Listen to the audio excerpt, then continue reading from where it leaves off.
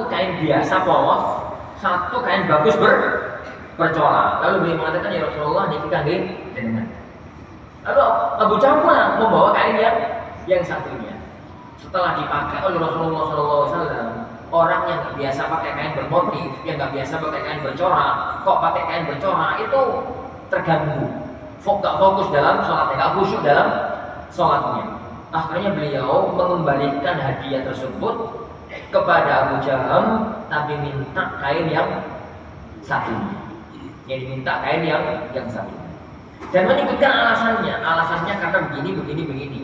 Menunjukkan bahwa boleh kalau jenengan itu dikasih hadiah, kemudian hadiah itu di tangan jenengan kira-kira gak manfaat, malah gak dipakai, atau malah mungkin dibuang, atau malah mungkin dimubazirkan, itu gak dipakai.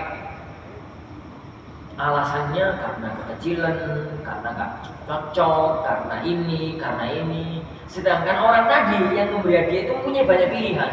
Kabarnya tadi kan orang yang ngasih hadiah tadi kasih pilihan, Ustaz, ini ada beberapa jenis pakaian M, L, XL, apa gitu. Jadi kan yang mana Ustaz?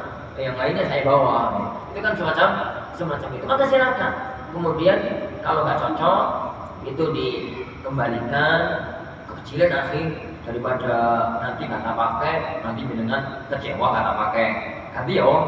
Ganti yang L, ganti yang SL, ini semacam itu. Tak kira kemarin M itu cocok, ternyata kok merek ini M itu kekecilan. Biasanya merek saya itu M, kan begitu. Ganti yang L atau XL lah, yang semacam itu. Untuk agar hadiah itu termanfaatkan, gak mengecewakan yang memberi hadiah, gak mengecewakan yang memberi hadiah. Tapi selagi masih bisa dimanfaatkan, maka hukum asalnya memang jangan kembalikan hadiah tersebut. Jangan mengembalikan hadiah ini tersebut. Nah, para jamaah yang dimuliakan Allah Subhanahu wa ta'ala.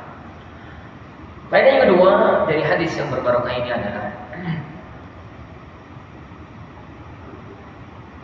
bolehnya orang itu sholat memakai kain bercorak dengan catatan tidak ganggu kehusyuan dia dan tidak ganggu kehusyuan orang lain.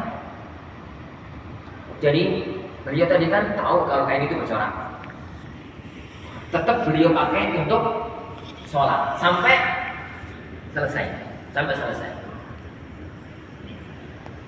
Masalahnya adalah beliau itu nggak pernah pakai kain bercorak, sehingga sekali-kalinya pakai kain bercorak, tatkala tengah-tengah sholat itu ganggu sholat beliau. Tapi kan kain itu dipakai sholat oleh beliau sallallahu alaihi wasallam, menunjukkan bahwasanya menggunakan kain yang bermotif tatkala sholat itu boleh-boleh aja. Itu boleh-boleh aja, asalkan tidak sampai ganggu kehusyuan kita atau kehusyuan orang lain tatkala sholat. Di negeri kita, kain itu, pakaian itu rata-rata bermotif, terutama pakaian sholat. Apa coba? Pakaian sholat itu kan sarung.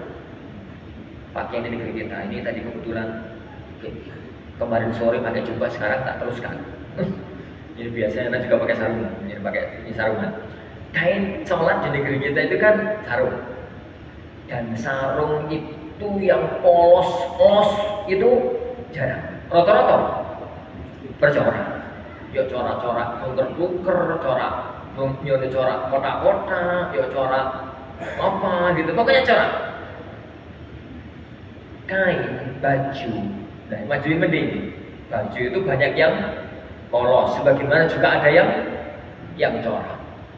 Mau pakai kain yang polos, mau kayak jubah begini, atau mau pakai pakaian yang bercorak dalam sholat itu nggak masalah, dengan catatan coraknya, motifnya tidak sampai ganggu dirinya, nggak sampai ganggu orang lain.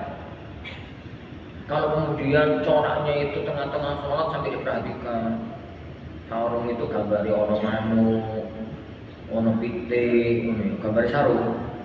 Tengah-tengah sholat itu pas waktu rukuk itu mikir, kok kayak ngono, pitik itu kayak ngono, itu sholat atau orang sholat, atau ganggu orang lain, Salah satu ya kawan yang ada ingatkan, kalau jenengan sholat, tolong jangan pakai baju yang ada tulisan di belakang. Itu ganggu orang belakangnya jenengan. Jadi orang itu bisa mikir di belakang sholat itu melanjutkan. Robot kan? Malah mikir apa sih melanjutkan itu? Jadi nomor 1.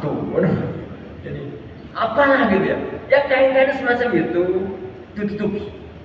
Karena mau nggak mau yang di belakang itu mocok. Yang di belakang itu membaca dan itu mesti ganggu. Sebagaimana kain yang bermotif, kain yang bercorak, jangan sampai ganggu kita sendiri, juga jangan sampai ganggu orang lain. Masuk dalam hukum ini para jamaah yang dimuliakan Allah Subhanahu wa taala adalah hukum meletakkan sesuatu di depan orang yang sholat atau di depan kita yang prediksi kuatnya akan ganggu tatkala sedang sholat. Tatkala jadi sedang sholat. Karena salah satu di antara roh syariat itu adalah sholat itu khusyuk. Sholat itu dinilai oleh Allah Subhanahu wa taala dari 3 sisi. Orang sholat itu jarang yang sempurna. Yang sempurna itu jarang. Siji loro. Anak itu sejak sholat sampai sekarang gak yakin kalau ada satu yang sempurna.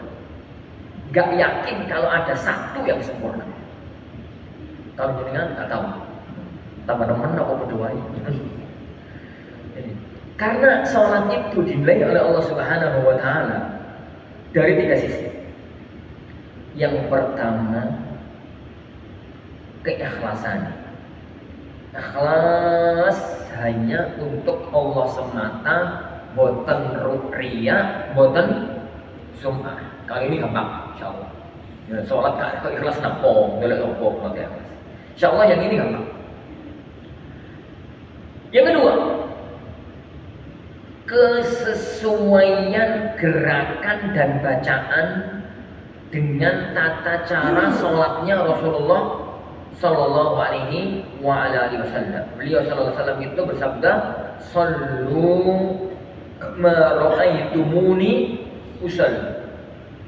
Salatlah kalian sebagaimana kalian lihat aku salat. Beliau itu kepingin sekali orang itu salatnya persis kayak beliau sallallahu alaihi wasallam mengerjakan salat. Gerakannya sama bacaan, bagaimana takbiratul ihram, bagaimana caranya sedekah, bagaimana tatkala ruku, bagaimana tatkala sujud, bagaimana tatkala sampai tatkala salam. Dari sisi gerakan. Begitu pula dari sisi bacaan. Bacaannya itu sesuai dengan bacaannya beliau sallallahu alaihi wasallam. Coba sekarang saya tanya. Rasulullah Shallallahu Alaihi Wasallam itu kalau pas sujud itu baca apa? Bacanya banyak ya, kawan. Yo kadang-kadang pernah dalam satu riwayat Subhan Rabbiyal A'la, dalam satu riwayat Subhan Rabbiyal A'la wa bihamdi, dalam satu riwayat Subhanakallahumma, dalam satu riwayat Subuhun Kudus. Selanjutnya kan Subuhun Kudus tersani, Subhanakallahumma tersani. Dalam satu riwayat ini, dalam satu riwayat itu menunjukkan bahwasanya beliau itu sholat itu kadang-kadang ini, kadang-kadang ini, kadang-kadang ini, kadang-kadang ini, kadang-kadang ini. Makanya orang itu kepingin sholatnya sempurna, berarti ikuti Rasulullah SAW sempurna. Kadang-kadang pikir ini, kadang-kadang pikir ini, kadang-kadang pikir ini, kadang-kadang pikir ini, kadang-kadang pikir ini. Karena begitu salatnya Rasulullah SAW. Meskipun naik paten satu zikir boleh dan tetap juga amal kebajikan. Tapi kalau mau persis kayak salatnya beliau SAW, maka semua zikir beliau SAW itu pernah dibaca. Gitu ya, pernah dibaca. Ini yang kedua, kesesuaian gerakan, kesesuaian bacaan dengan gerakan dan bacaan salatnya beliau SAW. Ini butuh ngaji yang kuat, yang mantap tentang tata cara salat beliau SAW.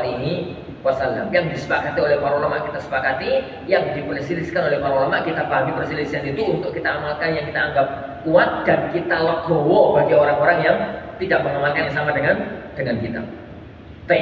Yang ketiga, kehusyuan. Kehusyuan itu menyatunya hati dengan raga. Jadi ragane sholat, atine melo-melo sholat. Dan itu yang dipuji oleh Allah Subhanahu wa taala. Qad aflahal mu'minun alladzina hum fi salatihim khashi'un. Sungguh telah beruntung orang-orang yang beriman. Yang salah satu di antara cirinya adalah orang-orang yang khusyuk tatkala sholat. Orang-orang yang dia itu khusyuk tatkala sholat. Apa itu khusyuk? Khusyuk itu amale hati. Nek ragane itu urusan yang kedua. Gerakan dan bacaan itu urusan fikih. Nek khusyuk itu urusan hati. Hatinya ikut sholat. Tatkala dia itu mulai Allahu Akbar, dia itu memahami Allah itu maha besar. Tatkala dia itu sholat, maka hatinya melo-melo sholat. Gak kemudian raganya sholat, kemudian atine itu gak sholat. Dia mikir utang, ini dia mikir dagang, dia mikir barang, dia mikir apa. Setan itu pintar Pak. Setan itu pas sholat apa dieling loh. Dia eling ini. Ada salah satu di antara kisah para ulama itu yang unik. Ada seorang santri. Itu tuh sedang nyari barang. Tolek barangnya nggak ketemu. Cari di sini nggak ketemu, cari di sana nggak ketemu, cari nggak ketemu. Dan barang itu penting, harus dia dapatkan. Makanya dia datang sama guru. Dia datang sama sang guru. Jadi Pak Guru, Pak Yai, saya cari barang nggak ketemu pripun gitu. Gurunya mengatakan, nah